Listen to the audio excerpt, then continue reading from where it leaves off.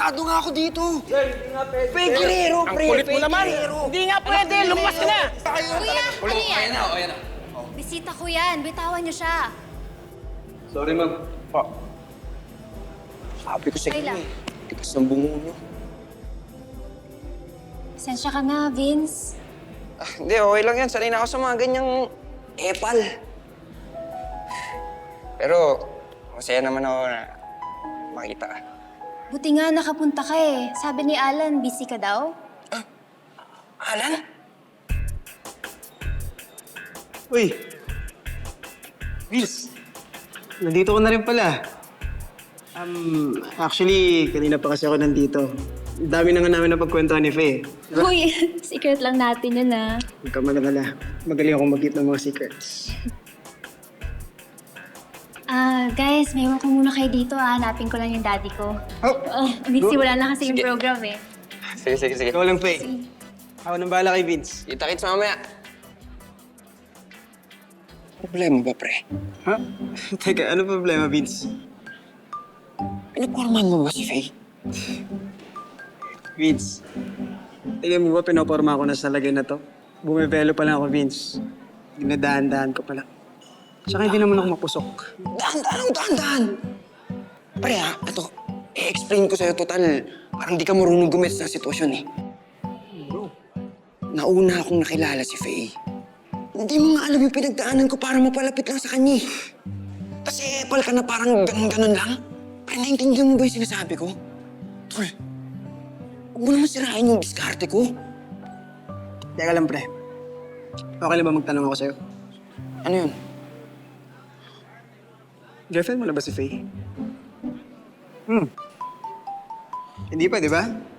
So, as far as I'm concerned, all is fair. Wala akong ginagawang masama.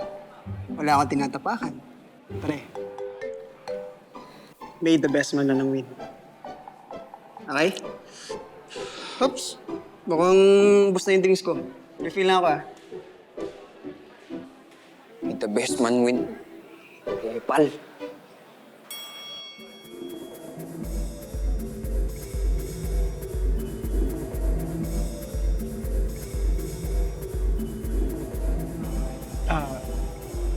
Ma'am Bobby, una na po ako.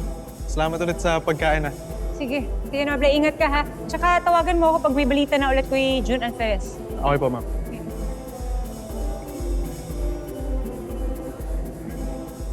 Ate Bobby, si Daddy, nakita mo? Hindi nga eh. Si Daddy talaga kung kailan naman kailangan na siya sa program. Ate, sige, kapag nakita mo si Daddy, sabihin mo punta siya sa stage, ha? Sige. Thanks, ate. Okay, sige. Thank you.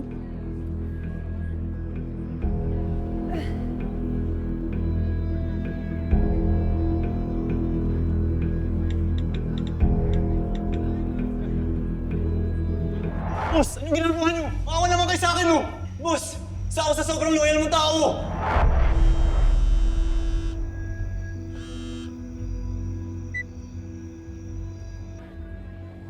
Ano nangyari doon? Di sumasagot yun. Boss! Hindi dahil sa akin! Ilalago yung people pass drugs niyo! Oo! Umalpak ako! Pero, maniwala ka naman sa akin, boss, oh! Kung ano man yung susunod yung negosyo, ako itaang niyo! Alam mo kung makapagsalita ka, akala mo ba na ikaw yung nagpalago sa negosyo ko? Itong tandaan mo, Monty, ah. Tao lang kita. Alam ko naman yun eh. Parang awa mo, no? Huwag naman ganito. Hindi ko naman kayo nagrapiado, ha? Alam mo, pinakayo ko sa lahat, Monty. Alam mo ba? Kung pinagbabantaan ako, magsasalita siya dahil hindi niya nakuha yung gusto niya. Boss, hindi ko naman talaga gagawin yun. Ha? Ano? Nasabi ko na lang yun kasi, boss. Ha?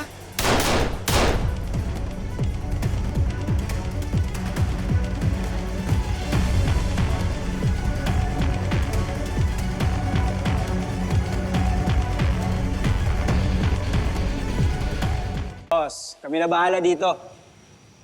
Talaga, Dante? Kayo bahala? Sigurado ka?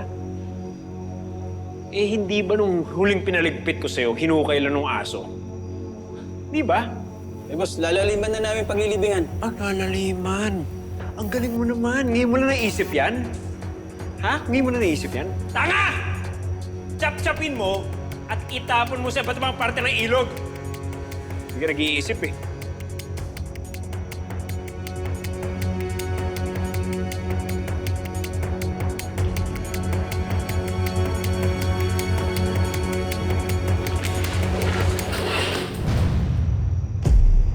Boss,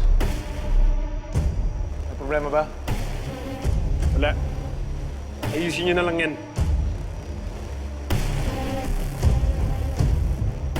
Ayusin mo daw yan.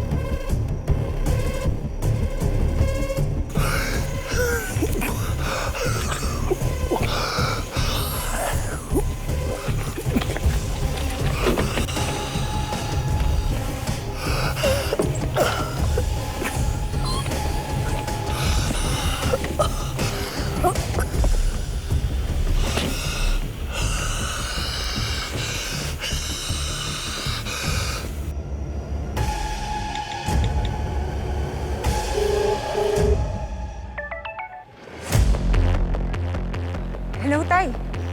Bobby, andito ako sa dulo ng Dalgo Street. Tabi ako ng abandoned warehouse.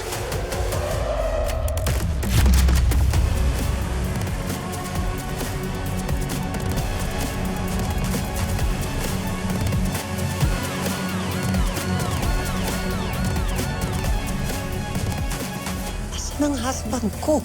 Ako, hindi ko alam, madam. I think, alam ni Bobby kung nasan siya. Kanina pa din hinahanap ni Ate Bobby si Daddy. Mama Sandra! Hindi ko alam yung pakiramdam mawawalan ka ng mahal sa buhay. Na, pag naligay ka sa ganyang sitwasyon, talagang di mo alam kung anong gagawin. Alma, tulungan mo ko. Kailangan mahuli yung killer. Ano ba ginagawa mo dito? Nandito ako para itanong sa'yo kung kilala mo ba si Mama Zondra.